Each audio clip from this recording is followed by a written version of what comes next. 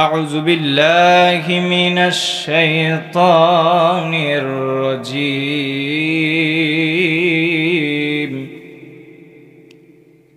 بسم الله الرحمن الرحيم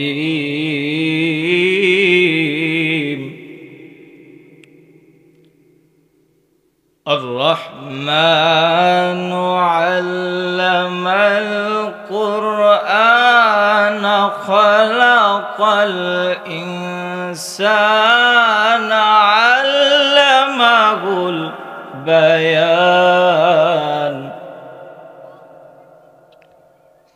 علمه البيان الشمس والقمر بحسبان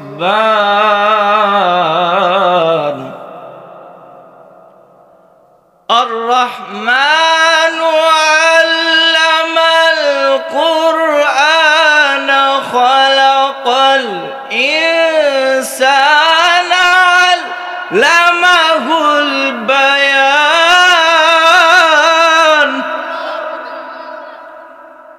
الشمس والقمر بحسبان والنجم والشجر يسجدان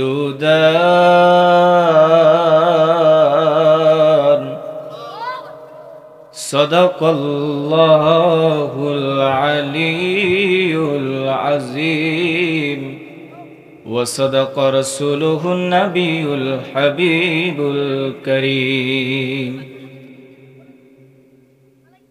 আল্লাহ রাব্বুল আলামিন কোরআনের ভিতরে বলে দিয়েছেন যে মহান রব্বুল আলামিন আমাদেরকে কি জন্য তৈরি করেছেন।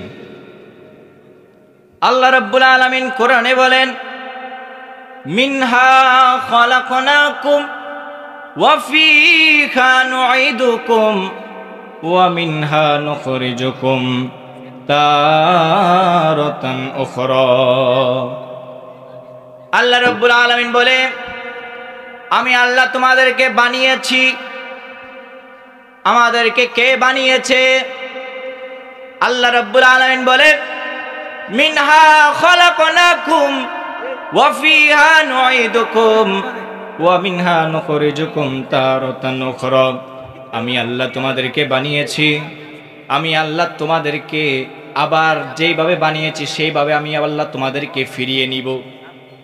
আল্লাহ বলেন, ওয়া মিনহা নুখরিজুকুম তারাতান উখরা।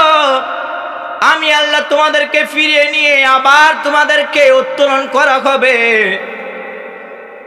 এবার আল্লাহ রাব্বুল আলামিন যে আমাদেরকে বানিয়েছেন, আল্লাহকে প্রশ্ন করেন, আল্লাহ তুমি আমাদেরকে বানিয়েছো, কি জন্য তুমি আমাদেরকে বানিয়েছো? এবার আল্লাহ রাব্বুল আলামিন কোরআনের ভিতরে আরেক জায়গায় ২৭ নম্বর পারায় বলেন, ওয়ামা খালাকাতুল জিন্না ওয়াল ইনসা ইল্লা লিয়াবুদুন।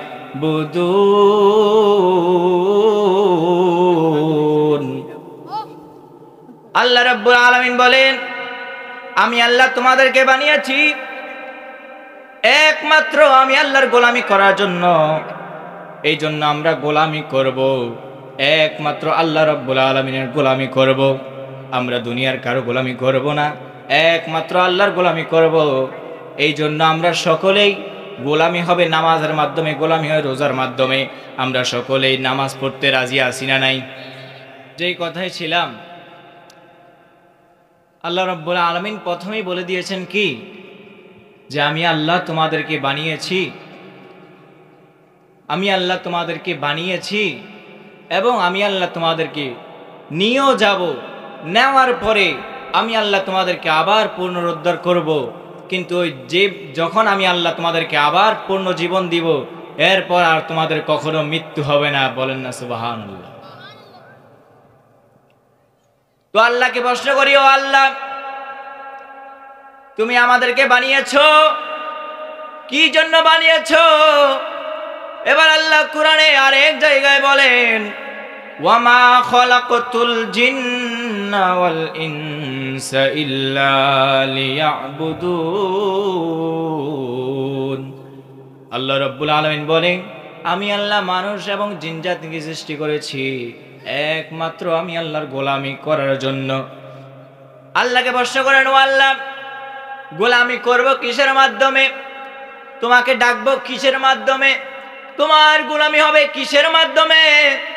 আল্লাহ এবার ডাক দিয়ে বলেন, ইয়া আইয়ুহাল্লাযীনা আমানুস্তাঈনু বিস-সাবরি ওয়াস-সালাহ। ইয়া আইয়ুহাল্লাযীনা আমানুস্তাঈনু বিস-সাবরি ওয়াস-সালাহ। হে মুমিন বান্দারা, তোমরা আমি আল্লাহর কাছে সাহায্য চাও সালাত এবং ধৈর্যের মাধ্যমে। বলেন না সুবহানাল্লাহ।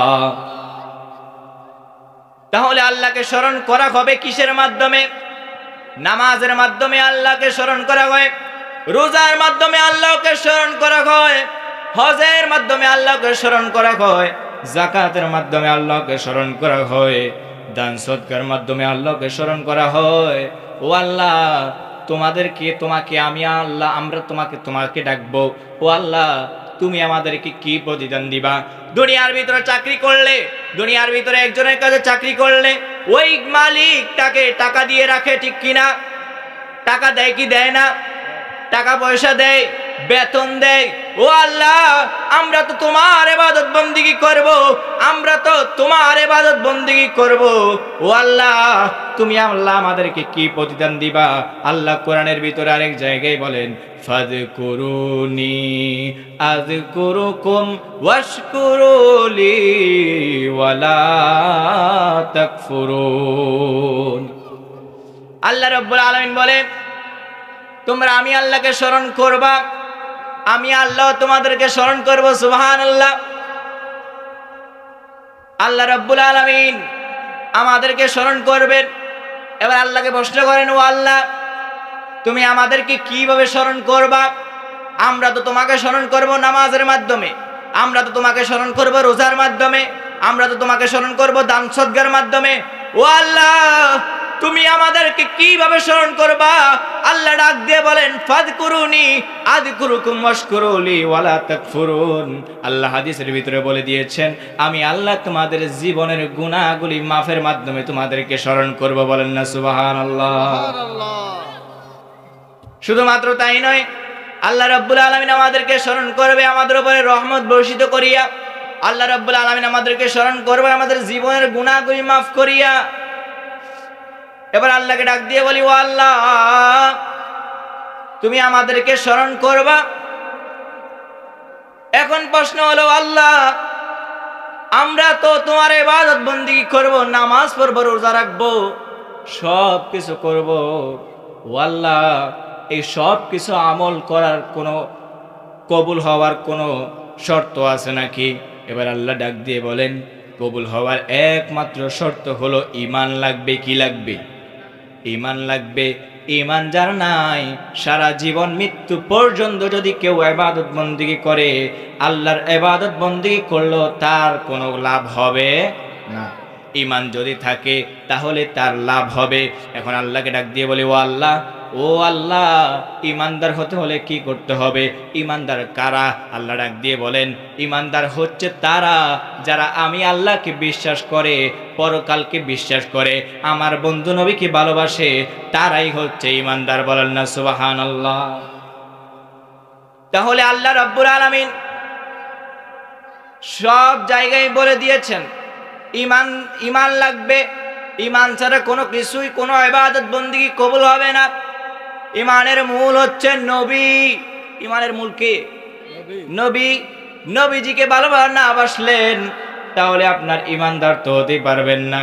ঈমানের মূল হচ্ছে যিনি, তিনাকে যদি ভালো না বাসেন তাহলে কিভাবে ঈমানদার হবেন?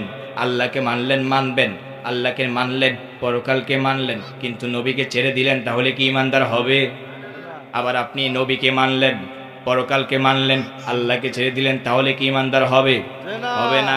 তাহলে আমাদেরকে আল্লাহকেও মানতে হবে, পরকালকে বিশ্বাস করতে হবে, নবীজিকে ভালোবাসতে হবে, কি হবে না? এই জন্য নবীজিকে ভালোবেসেই এই মাদ্রাসাটির নাম হচ্ছে সুন্নিয়া, ঠিক কিনা? এই মাদ্রাসাটির নাম হচ্ছে মদিনাতুল মুনাওয়ারা, মদিনার সাথে নাম মিশিয়ে, মদিনার সাথে নাম মিলিয়ে এই মাদ্রাসাটির নাম রাখা হয়েছে। তাহলে এই মাদ্রাসার শিক্ষক থেকে শুরু করে মুরব্বী যারা ছাত্র আছে সবাই কিন্তু নবীজিকে ভালোবাসে কি বাসে না? এবার প্রশ্ন হলো, আল্লাহ আমরা তো ইমানদার মুত্তাকি হব, নবীকে ভালোবাসলাম, পরকালকে বিশ্বাস করলাম, তুমি আল্লাহর ইবাদত বন্দেগী করলাম, ও আল্লাহ তুমি আমাদেরকে কি প্রতিদান দিবা? দুনিয়ার ভিতরে আমরা জানি একটা চাকর মালিকের কাছ থেকে বেতন নেয়, ও আল্লাহ তুমি আমাদেরকে কি প্রতিদান দিবা? এবার আল্লাহ ডাক দিয়ে বলেন, আমি আল্লাহ তোমাদেরকে তোমাদের ঈমানদারদের জন্য রেখে দিয়েছি জান্নাত। বলেন না সুবহানাল্লাহ। আল্লাহ কোরআনে বলেন, ওয়াবাশশিরিল্লাযীনা আমানু ওয়া আমিলুস সলিহাতি আন্না লাহুম জান্নাতিন তাজরি মিন তাহতিহাল আনহার। আল্লাহ বলেন, আমি আল্লাহ ঈমানদারদের জন্য রেখে দিয়েছি জান্নাত। জান্নাত কেমন? ও আল্লাহ জান্নাত রেখেছো, জান্নাতের ভিতরে কি আছে আমরা জানতে চাই। আল্লাহ রাব্বুল আলামিন কোরআনে বলে দিয়েছেন, কুল্লামা রুজিকু মিনহা মিন সামারাতির রিজক ক্বালু হাদাল্লাযী রুজিকনা মিন ক্বাবলু ওয়া উতু বিহি মুতাশাবিহা। আল্লাহ রাব্বুল আলামিন বলেন, আমি আল্লাহ জান্নাতের নিচে দিয়ে তলদেশে দিয়ে আমি আল্লাহ এমন একটা নদী প্রবাহিত করে দিয়েছি, যেই নদীর রঙগুলো, যেই নদীর পানির রঙগুলো হলো দুধের চাইতো সাদা, মধুর চাইতো স্বচ্ছ। বলেন না সুবহানাল্লাহ। আল্লাহকে প্রশ্ন করলাম, ও আল্লাহ তোমার কাছ থেকে আরো জানতে চাই, ও আল্লাহ তোমার কাছ থেকে আরো জানতে চাই, জান্নাতের ভিতরে ওই নদীর পানির রঙগুলো কেমন? পানির রং হলো দুধের চাইতে সাদা, বরফের চাইতে স্বচ্ছ। ও আল্লাহ ওই পানির ভিতরে কি ঢেউ আসেনি? জান্নাতের ভিতরে এটা কোনো দুনিয়ার পানি নয়, দুনিয়ার কোনো নদী নয়, জান্নাতের ভিতরে কোনো ঢেউ আসেনি। আল্লাহ ডাক দিয়ে বলে, ওই জান্নাতের ভিতরে এমন একটা ঢেউ দিয়েছি যেই ঢেউয়ের কালার হচ্ছে, যেই ঢেউয়ের কালার হচ্ছে কি দিয়ে তৈরি? আল্লাহ রাব্বুল আলামিন বলে, ওই ঢেউয়ের কালারটা স্বর্ণ আর মুদ্রা দিয়ে তাই তৈরি। সবাই বলেন না সুবহানাল্লাহ। স্বর্ণ আর মুদ্রা দিয়ে তৈরি হচ্ছে ওই জান্নাতের নদীর পানির ঢেউ। এবার আল্লাহকে প্রশ্ন করি, ও আল্লাহ ওই জান্নাতের নদীর পার কিসের তৈরি? নদীর পার আছে না নাই? জান্নাতের নদীর পার কিসের তৈরি? আল্লাহ ডাক দিয়ে বলে, ওই জান্নাতের নদীর পার হচ্ছে স্বর্ণের তৈরি। সুবহানাল্লাহ। ওই জান্নাতে যাইতে চাই কি চাই না? জবানটা খুলে বলেন, চাই কি চাই না? সবাই উচ্চ আওয়াজে বলেন, চাই কি চাই না? চাইলে আমরা কি করতে হবে? নামাজ পড়তে হবে, রোজা রাখতে হবে, সামর্থ্য থাকলে হজ করতে হবে, যাকাত দিতে হবে। যদি আপনার সামর্থ্য থাকে হজ করতেই হবে, হজ কিন্তু সামর্থ্য থাকলে ফরজ, তাহলে করতে হবে কি হবে না? এবং সব কিছুর মূল হচ্ছে ঈমান। ঈমানটা আনতে হলে আল্লাহকে বিশ্বাস করতে হবে, নবীকে ভালোবাসতে হবে, এরপর পরকালকে বিশ্বাস করতে হবে কি হবে না? আমরা সকলেই আল্লাহকে বিশ্বাস করি, পরকালকে বিশ্বাস করি, নবীকেও ভালোবাসবো, বাসবো কিনা? তাহলে আমরা সকলেই যদি এই তিনটা কাজ করতে পারি তাহলে আমরা ঈমানদার হতে পারবো। আর ঈমানদারদের জন্যই আল্লাহ রাব্বুল আলামিন জান্নাত রেখে দিয়েছি, বলি সুবহানাল্লাহ। আমার বক্তব্য আর বাড়াইলাম না, এখানে আমার সংক্ষিপ্ত বক্তব্য শেষ করে নিলাম। সকলের কাছে ক্ষমা প্রার্থী। ওয়া আখির দাওয়ানা আলহামদুলিল্লাহি রাব্বিল আলামিন। আসসালামু আলাইকুম ওয়া রাহমাতুল্লাহি ওয়া বারাকাতুহু। মাশাআল্লাহ, মারহাবা। হাফেজ মোহাম্মদ আরমান হোসেন সাহেব হুজুরের গুরুত্ব